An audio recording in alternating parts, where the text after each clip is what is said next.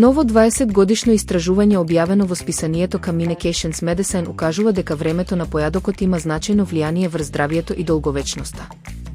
Анализирани биле речиси 3000 возрастни лица од 42 до 94 години од Обединетото кралство, а резултатите покажале дека со возраста луѓето постепено го одложуваат првиот оброк во денот, во просек за 8 минути подоцна секоја деценија.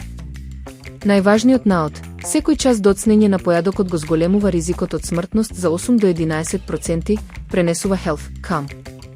Експертите препорачуваат јадење појадок во рок од 1 до 2 часа по будењето, бидејќи метаболизмот е најактивен наутро. Прескокнувањето или одложувањето на појадокот може да предизвика нагли скокови на гликоза, кои се поврзани со оштетување на крвните садови, воспаление и зголемен ризик од дијабетес тип 2 и срцеви заболувања. Според доктор Кортни Петерсон од Харвард, навремениот појадок го стабилизира нивото на енергија и помага во регулирање на апетитот во текот на денот. Истражувачите нагласуваат дека редовното време на оброци го одржува циркадијалниот ритам, биолошкиот часовник кој го контролира варењето, хормоните и спиењето.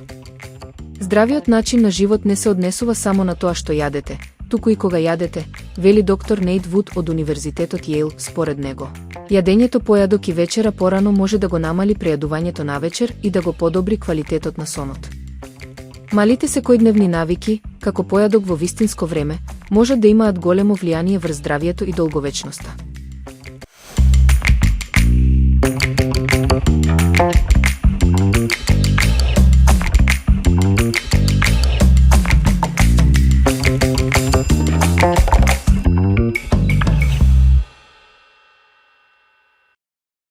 Протеините се неопходни за здравието, тие градат мускули, обезбедуваат ситост и го зајакнуваат срцето. Сепак, според кардиолозите, најдобриот извор на протеини за здравие на срцето е рибата.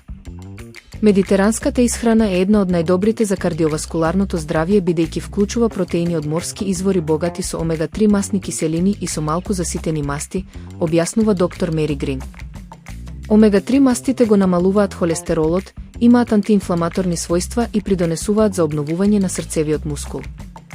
Најдобри избори се лосос, туна, сардини, пастрмка, скуша и харинга.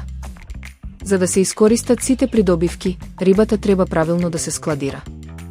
Свежата риба трае подолго ако се чува на мраз, целата риба се поставува на послужавник исполнет со мраз, без завиткување, додека филетите се завиткуваат во пластична фолија и се поставуваат на послужавник со рабови.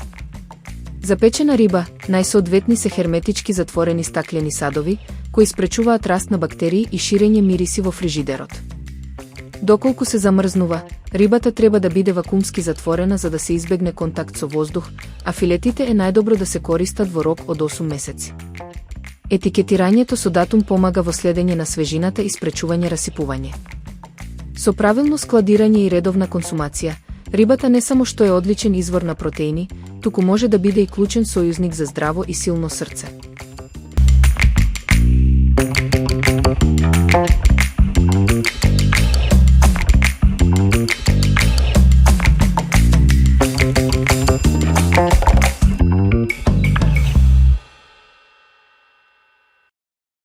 Рецепт за неодолив кремаст колач со ванила, чоколадо и кокос, десерт што комбинира 3 совршени вкусови во едно.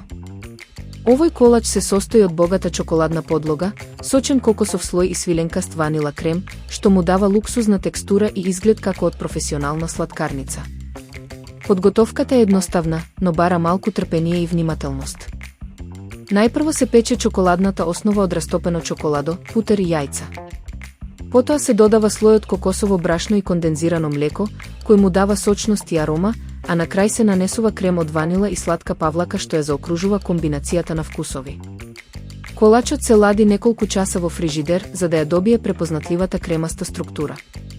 За финален допир, врз десертот се посипуваат рендано чоколадо и кокосови снегулки. Резултатот е елегантен и свеж десерт што совршено се вклопува на семејни трпези или свечени пригоди.